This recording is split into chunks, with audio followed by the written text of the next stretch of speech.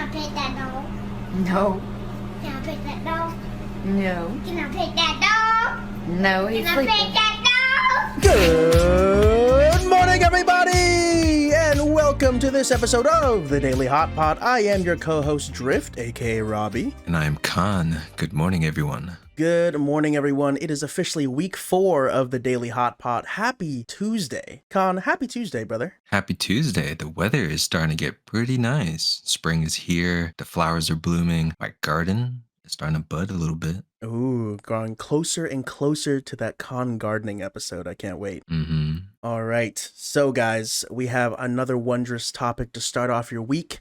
And we're going to kick it off, my friend, with a topic that's near and dear to our hearts because we're animal lovers. At least I like to think we're animal lovers, Khan. Are you an animal lover? I am very much an animal lover. I love animals. One of my favorite places to go, the aquarium and the zoo. Oof, can't go wrong with an aquarium or a zoo. Well, that fits in nearly perfectly because sadly the zoo has animals that we cannot take home for obvious reasons. But today's topic, Khan, is the pets of the past. And that's specifically our past. Khan, how many pets have you had in your lifetime? Oh, man. Well, I've had one major pet, which is, I had a dog. And then I remember when I was younger, maybe when I was like 5 or 6, this was back in Vietnam. Mm-hmm. Apparently, I had a dog for about a month or two. Oh. My family, or at least my dad, got me like a little puppy. And being a 5-year-old, the parents are always like, yeah, you got to take care of it. Blah, blah, blah. You wanted the dog, yada, yada. So long story short, I couldn't really take care of it too well. So they had to bring it back. Oh, okay. Oh, thank God. Okay. Sorry. No.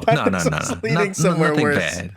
There's going to be no sad stories regarding animals in my life. Okay, but good. That was technically my first pet, was a puppy. I don't remember it at all. This was just stories that I was told. I just thought it was interesting. Oh, that is an early time to get a puppy, especially heaving the responsibility of another life on a 5-year-old. I mean, that's a classic parent move, to be sure, but man, what a responsibility at 5-year-old Khan. I was probably the one annoying them about it too, Oh, for sure. Like, oh, I want this or want that. Oh, I could take care of it. I don't know. From what I've heard, baby Khan, he was an annoying kid, man. Like 4 to 6, apparently I was very annoying, very curious, a bit of a yapper apparently, which is kind of ironic considering how I am right now. I mean, look, man, you're a secret yapper. You're a secret yapper for sure, Yeah, Khan, you've had quite a few pets. Maybe not a lot, but a few. More than one at least, I'd like to say. Yeah, so other than that puppy, I've had fish, obviously. Mm-hmm. They all died, obviously. And then I would say my major pet was, a dog I had for about 6 or 7 years. Mm-hmm. A little corgi named Lucy. Oh, man. Yes. Who was your first pet? Oh, I mean, so my family has had a few pets in the past. I think as a good old American Filipino family, my first real pet that I can call my pet was actually my first and only dog, Toby. I know Toby, or rather, I've seen Toby on your IG. Yeah, he's we got him in 2006, and I'm afraid I lost my good boy in 2021. But he lived a good old age of 15 years. So I mean, that's a good long life for a doggo. So I couldn't ask for more. 15 years? Yeah, that's an old boy right there. Mm-hmm. Yeah, nice and old. I remember when we first got him. He was 2006 Christmas, and we were in my cousin's house in a distant town near where I live, and it's out in a rural area. And I think we were just going for a late night walk for some other reason. Me, my cousins, and a couple aunts, and we were walking by this house with an open door, and this older, kind of a little broader, white older lady comes out the door and goes, "Hey, you guys!" We're like, "Yeah, you guys want a puppy?" like what? Yeah, my dog just gave birth to a couple puppies a week ago, and we're just kind of giving them away. It was kind of by accident. It was a neighbor's dog and our dog, and we're like, okay. So we walk over, and they said there's only 2 puppies left, and one of them, of course, was Toby. He's a black and white Shih Tzu pit bull mix. I want you to imagine that, because the dad was the pit bull and the mom was the Shih Tzu. You do with that imagery with what you wish. Okay. I don't like that imagery at all. Usually when you hear of those things, it's always the reverse, right? Where, Right. The dad's the small one, but man, no. Anyways, let's move past that image. And then the sister, which was the one other puppy that was available, was kind of a brown white mix. It looked kind of like in beagle colors, like a caramel mocha with like a white cream color mix. But I distinctly remember when we were choosing the dogs, my auntie chose Toby because she specifically said the other sister, she said, we don't want that one because that one's ugly. Oh no. I look back in hindsight and go, that's really fucked up. It did let me to have my my one and only lovely dog Toby, but also, damn, my aunt was a savage. Yeah, that was crazy. Yeah, ever since then we took him home, and then we were the family that claimed him, and yeah, we had him ever since all the way to 2021. So that was my goodness, the boys. Oh.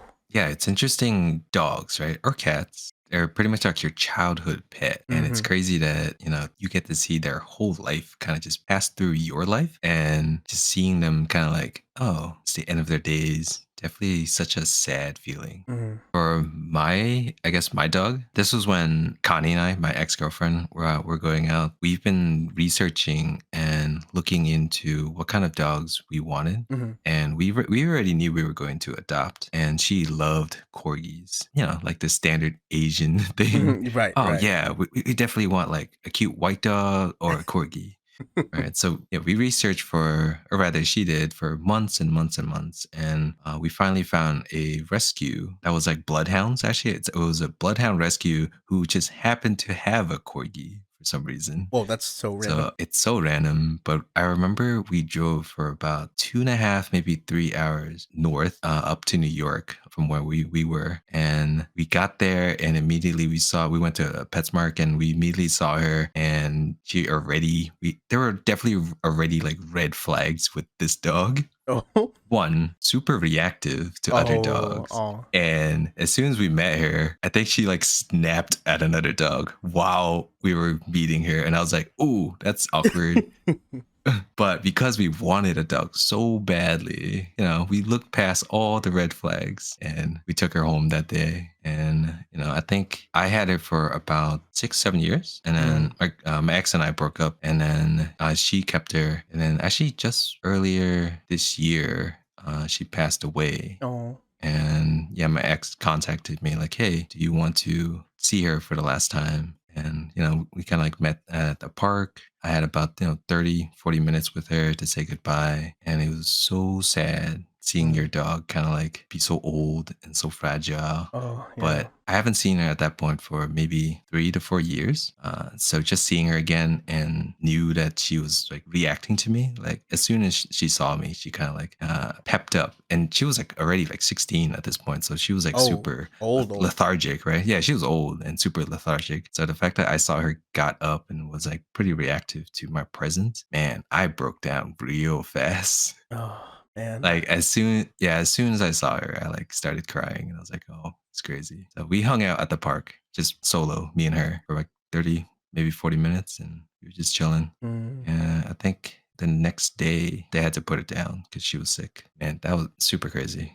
Crazy is not the word, but that's super sad. Super crazy being how like a guy would react to that situation. But if I were a bit more nicer with my words, I would say it was like super sad. Look, that's and you weren't there. Like the next day, you weren't there to kind of see her off at the clinic. Yeah, at that time, my ex and I, we weren't like in each other's lives, so it wasn't like proper or appropriate for me to like kind of just stick myself in there. I mean, that's I am nice. I think it was. I was super appreciative that I got to see her one last time and said goodbye and all that, because she was definitely like a part of my life.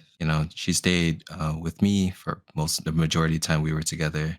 And the thing with that dog is that, man, her stomach was so sensitive to most food. So literally every day we had to like make her food, like human quality food. We would have to do boiled chicken, carrots, peas. We cut it up. We did a weekly meal prep. So that dog ate pretty much very good for most of its life. It ate better than you guys. It did. I'm not gonna even lie. It definitely ate more healthy than I did for sure. It's still really awesome you got to have that experience with them at the last moments, because on the reverse end for me, I wasn't able to have my last moments with my dog. Oh no. For a very so sad. different situation.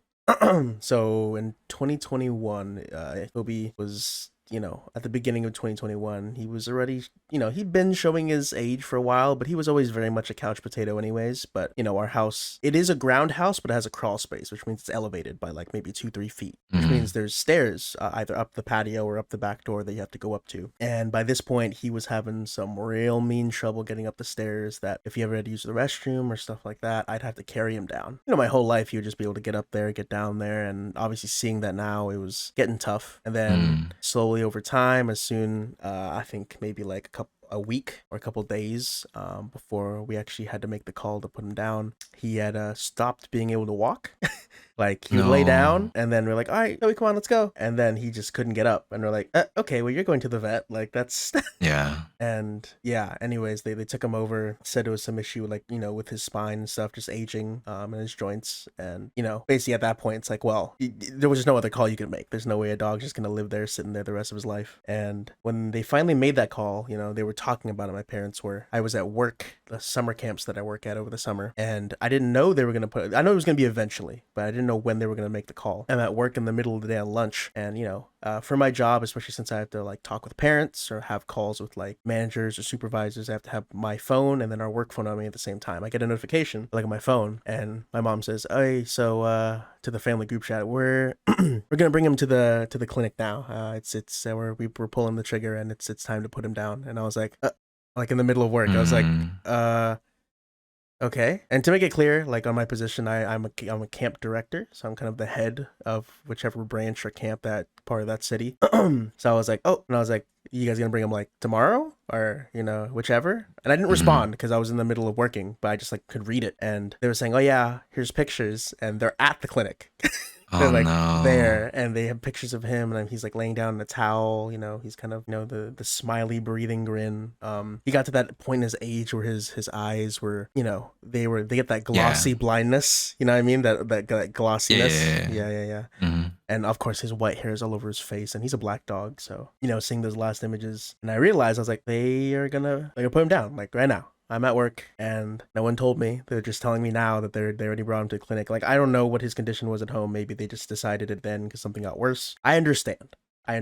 But boy, does that feeling suck. I can't imagine. It those kind of things seems to happen, I think, with every dog owner or every pet owner, especially ones that have like an old dog or a sick dog. It happens so quickly. I've noticed that, you know, even though you know your dog is old or your dog is sick, just one day it just gets so bad that you just have to let them go, and it happens so fast. Yeah, it felt like it happened so fast. Like within that moment. And the hardest part for me was, this is slightly not pet related, but it happened to the situation where I was like, you know, for most people, I think they'd be like, oh, you know what? Let me tell my guys to like, I'm going to call off real quick. I need to fucking book it over there. But it seemed like they're already kind of pull the trigger, and it would have took me like an hour to get home from where I was.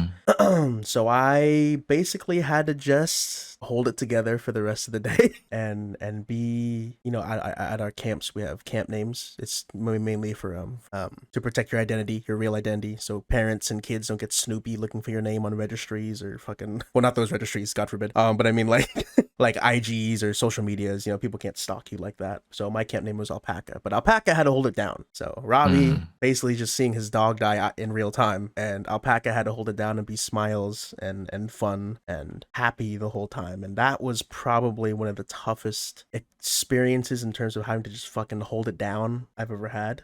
Yeah, and that was super tough. So when it finally happened, I just remember at the end of the day closing up shop, I was just in my car fucking bawling. Like, camp's closed up, I'm at the side of the park, and I'm just like, I had to like let it all out. And that was like, oh, that was heart massacring, that whole experience. And I don't wish that on anyone. I as for you, I'm happy you got that moment with your pet, because it's something I didn't get, and it's not really much of a regret, but just like, fuck, that sucks, but that was part of the process. And yeah, that's a tough one to relive. I'm not gonna lie, that one. That's a tough one to relive. That is tough. I mean, I also really wish that I was there for the last moments, right? Versus, being there the day before. Like for me, for some reason, while you have a dog, you don't really think about it too much while, she's with you every day and you do your normal routine with your dog. Mm-hmm. But when my ex and I broke up, I kept her half the time. So we had like that kind of arrangement where I had her for half the week and then she had it for half the week. And then after a couple of months of doing that, for some reason, it stopped and she kept her. And then it's crazy how much that kind of like took away from my daily routine. But, oh yeah, this dog that loved me and I didn't show it all that much, but obviously I loved her. And I think for like the next 4 years, for some reason, I just like kept a picture of my dog in my wallet. Oh. Like I'm actually like not that kind of person where I'm so sentimental about things that I just keep things around and keep looking at them. Mm-hmm. But man, for some reason, I guess maybe subconsciously or I wasn't thinking about it too much. I just kept that picture in there. And the night before, I got the text from my ex regarding the health of my dog. I actually had a dream, and it's not a dream. I don't dream at all, right? Mm-hmm. I'm actually like, as we're talking about it now, I'm just remembering this happened. Maybe I just blocked it out, but this did happen. Mm-hmm. I was telling Kayleen too that was literally like the most crazy thing that could have happened to me. And so the night before, going back to the story, the night before, I had a dream that my dog called out to me, right? Mm-hmm. And that we were going to meet up, and then we met up in the park or something, and we were hanging out. It was really quick, and I remember waking up and actually like in tears, like, man. Oh, dang. Yeah, I woke up and I was thinking, I was just in tears thinking, man, I really miss my dog. And literally, I got the text a couple hours later, like that day, where, hey, wanted to update you on Lucy. She's not feeling well. We're thinking these dates, or if you want to see her, now's the time. And obviously, I was taken aback a lot because, I just had this dream and Right. like, holy shit, like my dog called out to me. So obviously, I said yes. And we arranged it. And I can't believe I forgot about this until just now that we were talking about it. Yeah, I don't believe in any sort of like crazy happenstance in life and, like the afterlife and the supernatural and all that. But the fact that that did happen, pretty unbelievable and fantastical in a way. I've or at least I've heard similar experiences with some people, and it's not just pets, like with, loved ones or things like that. Mhm. People just get these like, not prophetical, but maybe that's the best word I can think of at the time, but just this prophet like dreams where just you have it and then the next day, you get the news about a loved one, or for you, like a dog. And I don't know, man, like, I mean, we already had this whole discussion about the supernatural and afterlife and things like that. But look, sometimes, whether you believe in it or not, sometimes life is just this strange, tragic, whimsical occurrence. And sometimes it's best not to explain it. Sometimes it's just like, wow, just the universe gave you something. Yeah, the universe did give me something. And man, oh man, sorry. I'm actually a little lost for words because I'm just remembering it right now. No, you're okay. Yeah, love your pets, guys. And Yes. I think most people obviously treasure their dogs or their cat or whatever pet they have because it happens fast at the end. It happens way too goddamn quick. Yeah, I know this was a very emotional episode to start off your week, guys. But yeah, man, it's the tragic, especially if you're a cyclical pet owner, like you're someone who likes to get multiple pets after one another, obviously with respectable break in between them. I'd like to imagine. You guys know this is the run. This is the way things are. It's a tough cycle to go through, but that pain that you feel at the end will never overwrite the joy and the beauty that is the journey along the way. So love your pets, guys. I mean, as Con said, love your pets to death because they don't got long, but cherish every moment you got with them, Man, what a topic to start the week. Yeah, what a topic. I did want to share one little bonus pet story. Maybe not to send us out with unless you got another one, but I did want to say, is it morbidly funny? It might be morbidly funny. You could say what you guys want about it. But my brother had a pet turtle. Oh my goodness. This is what prompted the topic.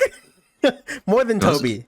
Those boys last a while. They last a long time. Yeah. So let me tell you about my brothers. My brother used to he used to keep it. You know, we never had like an aquarium for him because our aquarium was for a fish. So he had this turtle. I don't remember where he got it from. Maybe it was like our local Petco or something. And he got it and he put it in this like, really what it was made for was like a giant, like a humongous, like gallon size garbage bin looking clear trash can filled with water. It's clean, of course, not an actual trash can, but that's like the best way I could describe the container. And, you know, he'd feed it every morning. And then I realized that, you know, the care was pretty much given to my brother. The classic parent thing. Hey, you're going to keep this pet. You better take care of it. You're going to, you know, whatever freaking, forgetting his name, but whatever, that character from that TV show. I can't remember now. But anyways, brother was taking care of it. And I realized that my brother doesn't really change the water out that often. So one morning, one morning I go out and go check on it in its room and I look and the turtle is motionless, keeled over in the water. And I was like, oh, is it asleep? I'm a fucking young kid, right? So obviously I'm thinking it's asleep. Yeah. I come to realize that my brother hadn't changed his water for nigh on days. And I'm only coming to realize when I got older that the turtle had died drowning in its own urine. No.